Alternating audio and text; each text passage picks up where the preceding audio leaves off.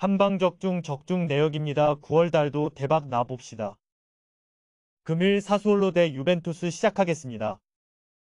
닭공으로 유명했던 적이 있었지만 지난 시즌부터 중앙에 힘이 떨어지면서 기복이 심해진 상황이다. 윙어들이 기본적으로 중앙에서 공이 돌지 않으면 버로우를 탈 수밖에 없기 때문이기도 한데 유벤투스가 공격은 몰라도 수비 상황에서의 중앙 기여도는 상당히 좋은 편이다. 유벤투스가 주중에 유럽 대항전이라도 치렀으면 몰라도 유벤투스는 올 시즌 리그에서만 집중하고 있다. 전력값을 못하는 팀이라고 보여지는 있지만 그만큼 결과는 상당히 잘 챙기는 팀. 물론 지난 경기처럼 라치오를 상대로 3골을 넣는 투톱의 활약이 꾸준하지는 못하다는 점이 단점이나 중원과 센터백을 3명 두고 지지 않는 팀을 만드는 데는 상당히 능한 팀. 사실 라비오를 주축으로 하는 중원의 공격 기여도도 아주 맹탕은 아니다. 유벤투스의 득점력 기복은 생각해야 하나 일단 수비 상황에서의 기여도는 상당한 편이고 사수올로의 중원과 맞부딪혀 이기면서 윙어들의 영향력을 줄이는 방식을 생각해볼 수 있다. 물론 공격 상황에서는 개인 투톱의 기량에 의존하면서 유벤투스도 공격력을 장담까지는 하기 어려울 듯하다.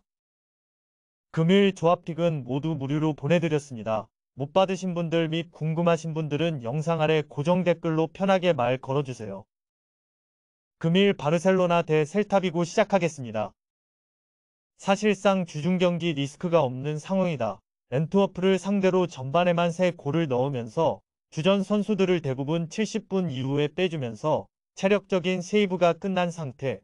사실 앤트워프전과 이 경기가 모두 홈이라서 바르셀로나에게 주중 경기 리스크가 있다고 보기도 어려운 상태. 최근 두 경기에서 10골을 기록하는 등 공격력이 상당히 물이 올라온 모습이다.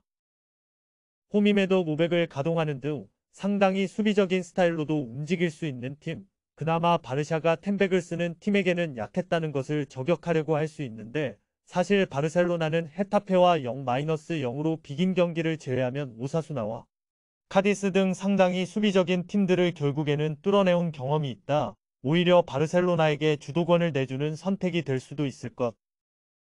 바르셀로나의 승리를 기대하는 매치다. 일단 지난 경기 주전들의 체력도 아꼈고 최근에는 수비적인 기조로 움직이는 팀들도 잘 공략해온 편. 셀타비고가 수비적으로 움직일 가능성이 점쳐지고 있는 상황이기는 하지만 공격진의 화력이 극에 오른 바르셀로나가 우세한 흐름으로 갈 가능성은 매우 높을 것이다. 금일 조합픽은 모두 무료로 보내드렸습니다. 못 받으신 분들 및 궁금하신 분들은 영상 아래 고정 댓글로 편하게 말 걸어주세요. 금일 라치오 대 AC몬차 시작하겠습니다. 중원에서의 장악력을 바탕으로 전방으로 최대한 많은 공을 공급한다는 플랜이 무너지고 있는 상태다. 임모빌레가 두 경기 연속으로 30회 미만의 터치를 기록하는 모습. 결국 카탈디의 수비적인 부분을 커버해야 할 양 메잘라들이 경합 상황에서 부진한 것이 공격진에도 직격탄을 맞게 한 것으로 봐야 할 듯하다. 특히 카마다는 밀코사의 공백을 제대로 메우지 못하고 있다. 공격력은 여전히 아쉬운 상황이나 지난 경기에서도 한 명의 퇴장에도 6할이 넘는 점유율을 가져가는 등 중앙 코어의 단단함은 아주 훌륭한 편이다. 이를 바탕으로 라치오를 상대로 버티는 힘은 꽤 보여줄 수 있을 것으로 보이는 상태. 지난 시즌에도 라치오를 상대로 모두 지기는 했지만 라치오에게 쉽게 무너지는 양상을 보여주지는 않았고 지난 시즌보다 라치오의 중앙 힘은 떨어진 상황이기도 하다. 일단 지난 시즌에 비해 라치오의 중앙 힘이 약화되면서 플랜 자체가 무너지고 있는 상태. 몬차가 공격진의 힘은 몰라도 중앙을 생각보다 잘 쓰는 팀이라 라치오를 상대로 버티는 힘은 보여줄 수 있을 것. 잘하면 무승부도 노려볼 수 있을 것 같은 경기다. 금일 조합픽은 모두 무료로 보내드렸습니다. 못 받으신 분들 및 궁금하신 분들은 영상 아래 고정 댓글로 편하게 말 걸어주세요. 금일 벌리 대 메뉴 시작하겠습니다. 매우 공세적으로 나서는 플레이 스타일이 경기 초반부터 골이 터지게 하는 데 기여하고 있는 것은 분명해 보인다. 다만 메뉴의 현재 스쿼드가 습자지 수준인 것은 확실한 상황이라서 이를 노려서 후반에 승부를 보는 것 정도는 가능할 것. 이미 토트넘을 상대로 공간을 활용해서 2골을 넣는 등 득점력에 대한 잠재성은 충분히 보여준 바 있다.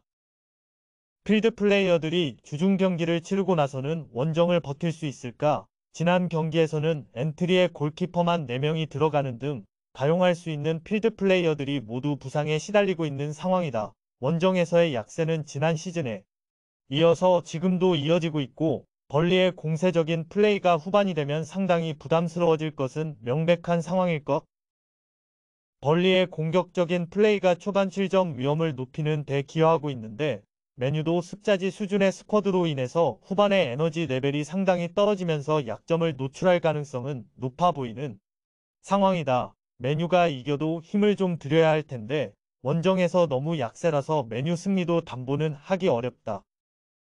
금일 조합픽은 모두 무료로 보내드렸습니다. 못 받으신 분들 및 궁금하신 분들은 영상 아래 고정 댓글로 편하게 말 걸어주세요.